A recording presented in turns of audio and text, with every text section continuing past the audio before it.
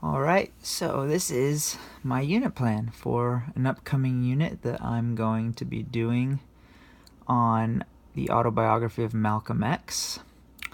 So here's the unit overview. Goes over the main themes of the unit, literacy skills and habits that we're going to be addressing. Here's all the standards that I'll be teaching. There's a lot of them. Alright, there's the assessments. The end of unit assessment, which is a Socratic seminar, and then a calendar of all the lessons that I've included. Alright, so lesson 1, first things first, introducing the novel, introducing some historical background about what was going on when Malcolm X was alive. Start talking about narrative. What is a narrative? What does that mean? We're also going to be doing some lessons on writing our own personal narratives during this unit. So this story will act as a guide or as a model for that. There's a lot of discussion-based activities with discussion questions to get my students thinking about how just about Malcolm X's life and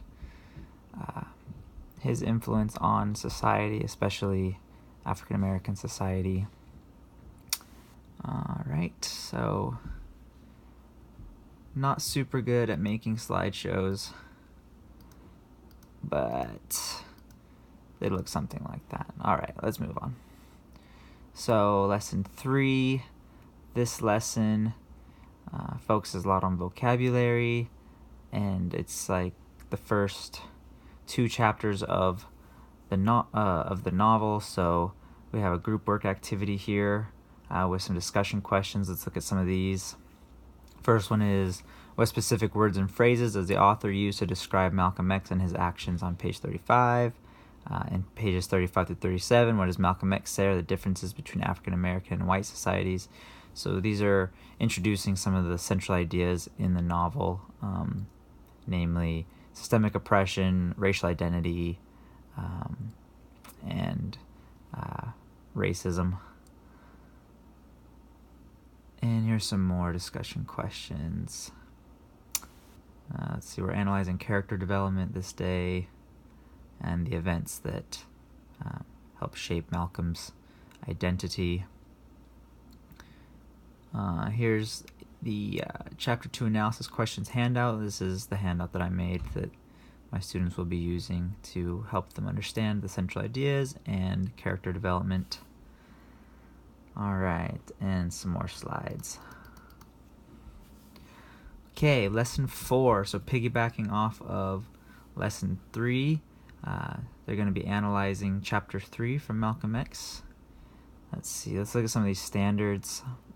This one, determine 2 or more central ideas of a text and analyze their development over the course of the text. So we've established some of the central ideas by this time,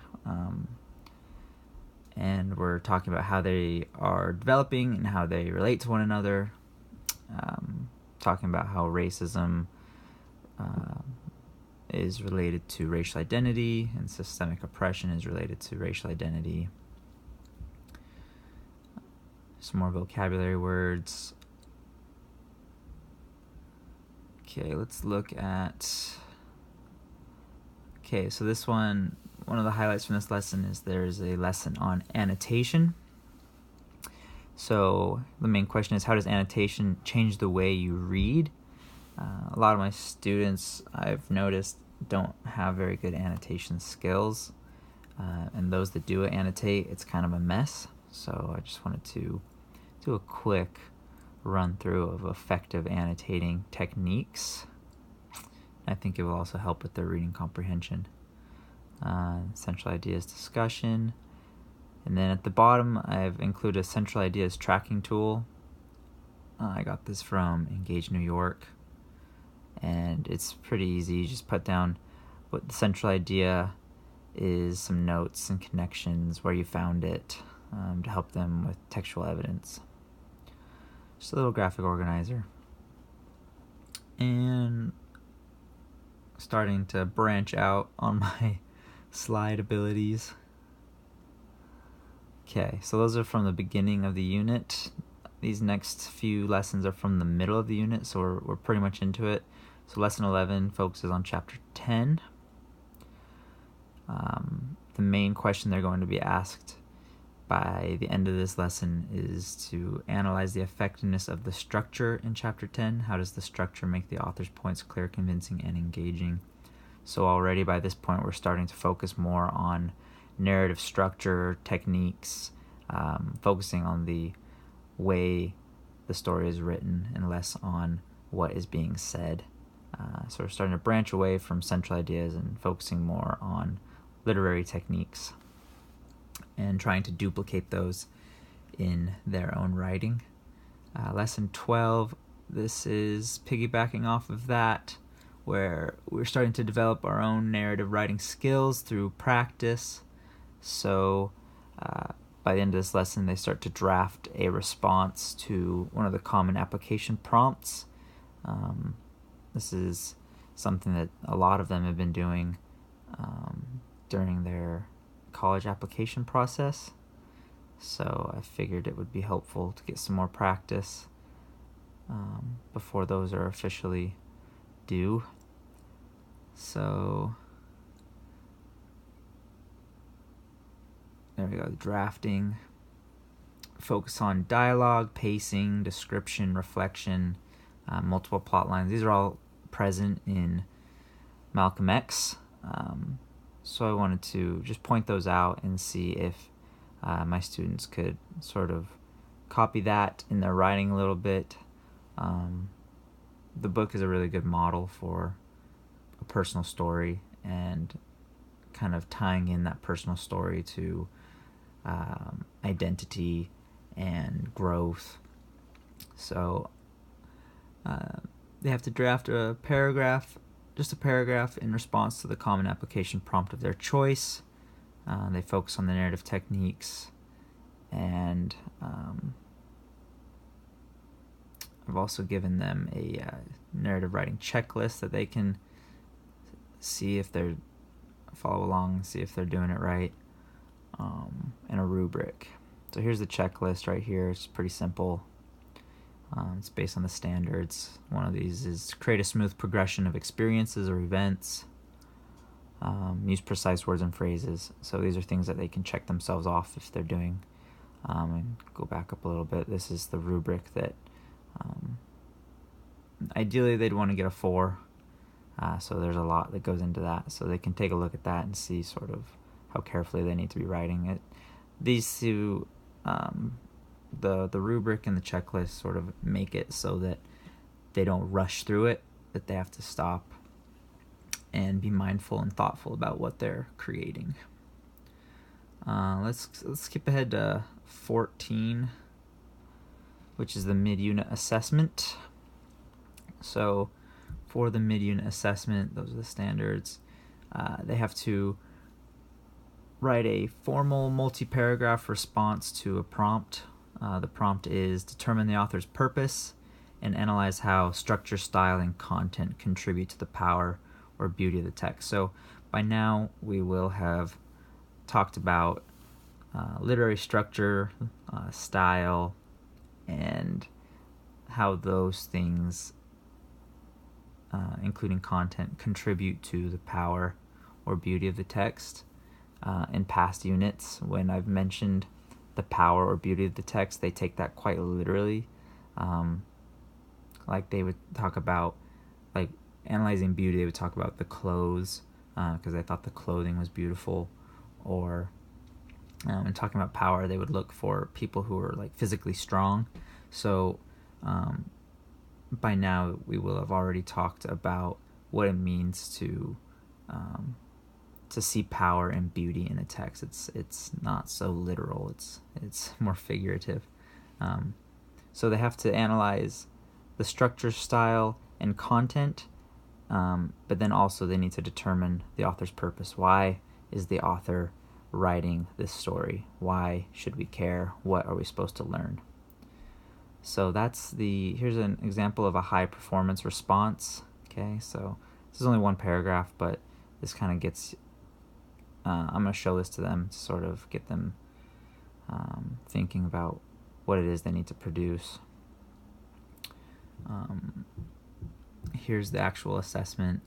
Okay, so some guidelines, some commentary, but here's the prompt right here. And then here's the rubric that I'll be using. And also a mid-unit text analysis checklist. So I'll give them this at the end, and they can make sure that they've got all the necessary components. Okay, skipping ahead to the end of the unit. So let's do lesson 26. This is the last chapter of the book. Let's do lesson 25. This is the last chapter of the book. So kind of finishing up, what's like the main central ideas of the story, and analyzing how they interact and build on one another. So we started off talking about the central ideas, identifying them. Once I felt like we got that out of the way, we would be able to talk about more literary devices and writing, but then at the end we go back to the central ideas. What is the point of this story? What are we supposed to get out of it? And then being able to analyze how those ideas interact and build on one another. Some more vocab.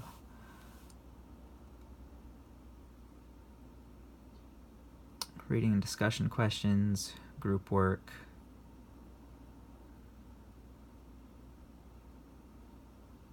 And then here's a model central ideas tracking tool. So earlier in the unit, I'm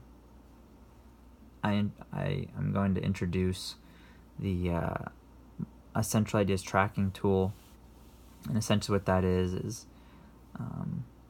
you find the central idea, you say what page it's on, and then you add some notes and connections. So here's a model of what this should look like by the end of the semester. By the end of the unit. So it's pretty thorough, so each student should be able to do that pretty easily. And then, alright, so the day before, or the lesson before the end of unit assessment, it's preparation. So we do a Socratic seminar preparation. This is the preparation packet that I made. So there's some discussion questions that they need to think over. Here's a little note catcher, so they have a place to write down their thoughts. So the first question is, what are some events from the Autobiography of Malcolm X that demonstrate one of the central ideas of the text? Okay, back to the central ideas, so they do that. They have a space here for textual evidence and quotes that they need to use during the Socratic seminar. The second question is, how has Malcolm developed over the course of the text? So we talk about character development, specifically focusing on his attitudes toward white folks, African American society, God, and racism. So how have his attitudes towards those things changed? And finally, how might you connect one of the events or central ideas from the text to your life today in Oakland? So trying to get them to think and to analyze their own lives, and kind of holding their own lives up to some of the things that happen in Malcolm X, and hopefully they're able to identify or make some connections between their own lives and the story. Finally, at the very end, we have the end of unit assessment, which is a Socratic seminar. I personally really enjoy these. I like hearing my students guide the discussion and interact with one another and sharing their own ideas. So it's very structured. We have an inner circle and an outer circle. The inner circle discusses one of the 3 discussion questions. They all interact off of another. I've tried to structure it so that they don't just kind of nod their heads and then go off to a new thing. They have to make a connection to the previous comment in their own comments, so that it's sort of a continuous chain.